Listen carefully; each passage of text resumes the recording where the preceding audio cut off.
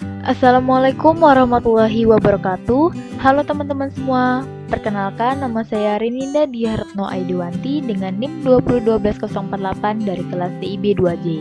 Di sini saya akan menjelaskan tentang etika profesi di bidang IT. Yuk, mari kita simak. Apa sih pengertian dari etika itu? Etika berasal dari bahasa Yunani kuno yaitu etikos, yang berarti muncul dari kebiasaan. Etika adalah ilmu yang mempelajari baik dan buruknya serta kewajiban, hak, dan tanggung jawab baik itu secara sosial maupun moral pada setiap individu di dalam kehidupan bermasyarakat. Pengertian etika menurut para ahli. Menurut Sumaryono pada tahun 1995, etika adalah studi tentang kebenaran dan ketidakbenaran berdasarkan kodrat manusia yang diwujudkan melalui kehendak manusia dalam perbuatannya.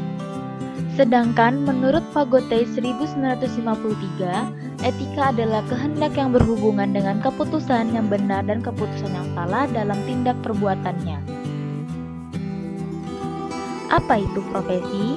Menurut KBBI, profesi adalah bidang pekerjaan yang dilandasi oleh pendidikan keahlian seperti keterampilan dan kejuruan tertentu.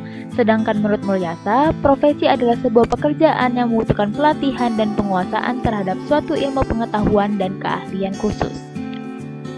Jadi, pengertian dari etika profesi adalah suatu sikap etis yang dimiliki seseorang profesional sebagai bagian dari integral dari sikap hidup dalam mengembangkan tugasnya serta menerapkan norma-norma etis umum pada bidang-bidang khusus profesi dalam kehidupan manusia.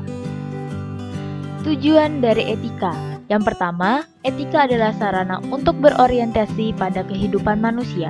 Yang kedua, punya kedalaman sikap, bisa melatih kemandirian dan tanggung jawab untuk kehidupan. Yang ketiga, memberitahukan pada orang lain bagaimana mereka menjadi pribadi yang lebih baik.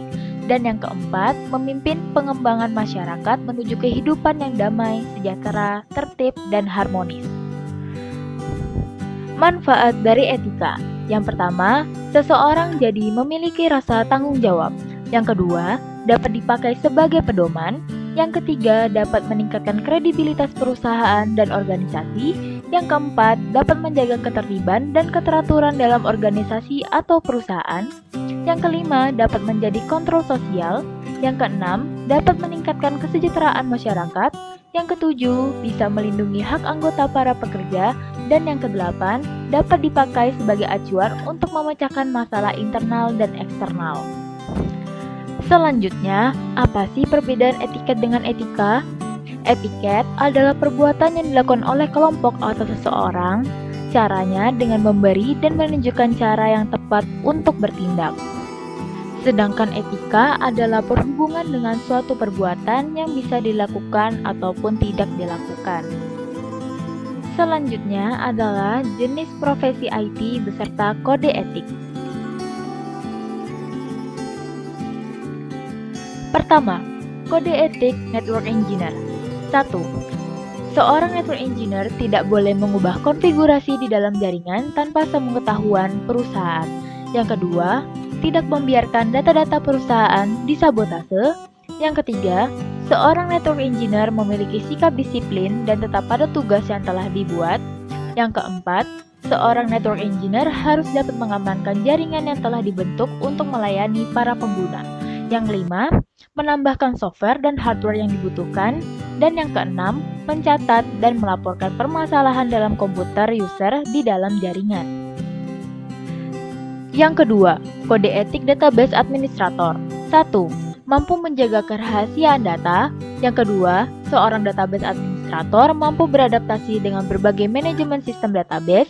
Yang ketiga, mampu memahami jenis data dan mekanismenya.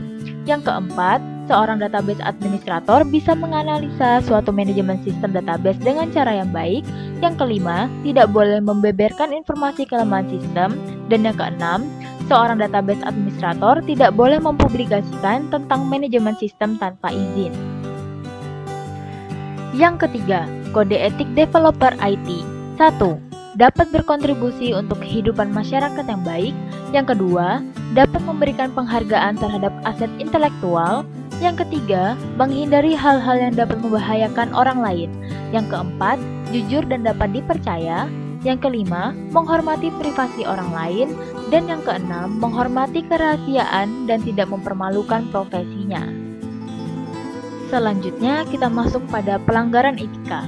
Pelanggaran etika adalah sebuah perbuatan yang dilakukan oleh manusia yang menyangkut kelayakan pribadi, yang melanggar sebuah etika yang berlaku dalam kehidupan, seperti dalam kehidupan sosial, politik, keluarga, lingkungan, dan juga profesi. Kemudian, faktor-faktor terjadinya pelanggaran etika. Yang pertama adalah kebiasaan individu. Ini merupakan kebiasaan yang tidak pernah dikoreksi dan juga tidak terakumulasi. Yang kedua adalah faktor lingkungan yang tidak etis. Faktor ini bisa dipengaruhi dari anggota-anggota komunitas yang tidak memiliki etika dan ini dapat mempengaruhi masyarakat sekitar. Yang ketiga adalah perilaku orang yang ditiru. Merupakan efek primordialisme, yaitu pandangan yang berlebihan terhadap hal yang melekat dalam diri individu sejak lahir yang terlalu kebablasan. Selanjutnya, UU yang mengatur tentang IT. Yang pertama adalah Undang-Undang Hak Cipta yang disahkan dengan nomor 19 tahun 2002 yang diberlakukan mulai tanggal 29 Juli 2003 yang di dalamnya mengatur tentang perihal hak cipta. Yang kedua ada UU ITE. UU ITE atau Undang-Undang Informasi dan Transaksi Elektronik yang disahkan dengan nomor 11 tahun 2008 yang di dalamnya mengatur tentang etika dalam penggunaan internet, transaksi dalam internet, dan pornografi di internet. Selanjutnya adalah sanksi bagi pelanggar etika. Yang pertama adalah sanksi sosial, yaitu sanksi yang berskala relatif kecil dan dapat dipahami sebagai kesalahan yang dapat dimaklumi atau dimaafkan. Yang kedua, sanksi hukum, yaitu sanksi yang berskala besar yang dapat merugikan pihak-pihak lain. Sanksi hukum ini terdapat dua, yaitu hukum pidana dan hukum perdata. Yang ketiga, mendapat peringatan. Pelaku yang melakukan pelanggaran akan mendapatkan peringatan halus, dan jika pelanggar tidak melakukan klarifikasi, maka bisa menjadi peringatan bertingkat ataupun lainnya. Yang keempat adalah pemblokiran. Seseorang yang melakukan upload data yang berisi sara, pornografi, dan seorang programmer yang mendistribusikan malware, maka user tersebut akan diblokir.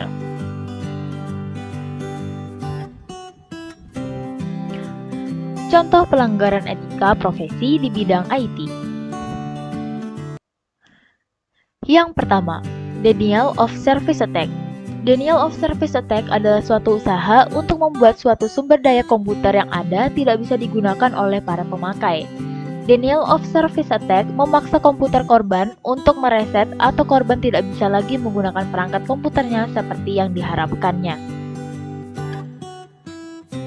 Yang kedua adalah hacking. Aktivitas hacking adalah aktivitas yang tidak beretika. Mencari celah suatu situs kemudian memasukinya adalah pelanggaran kode etik dalam dunia cyber. Hacking dapat merugikan orang lain jika aktivitas peretasan tersebut bersifat merusak dan juga merugikan. Yang ketiga, penyebaran berita hoax. Hoax adalah informasi palsu, berita bohong atau fakta yang dipelintir atau direkayasa untuk tujuan lelucon hingga serius politis. Sebagai pembaca, kita harus lebih cerdas dalam memilah informasi dan jangan menyebarkan informasi yang belum jelas kebenarannya. Dikarenakan adanya jejaring sosial yang tumbuh semakin besar, berita hoax ini jadi semakin sulit untuk ditangani. Yang terakhir adalah perjudian online. Perjudian online merupakan permainan judi yang dilakukan secara online melalui komputer ataupun Android dan diakses dengan internet. Di mana perjudian online ini pemain akan memilih meja taruhannya terlebih dahulu dan masuk ke dalam meja taruhan dan memilih satu pilihan di antara banyak pilihan lain dan harus memilih yang benar. Sekian penjelasan dari saya mengenai etika profesi di bidang IT. Semoga penjelasan dari saya tadi dapat bermanfaat bagi kita semua. Saya Reninda Diharno Aidiwanti mengucapkan mohon maaf bila ada kesalahan.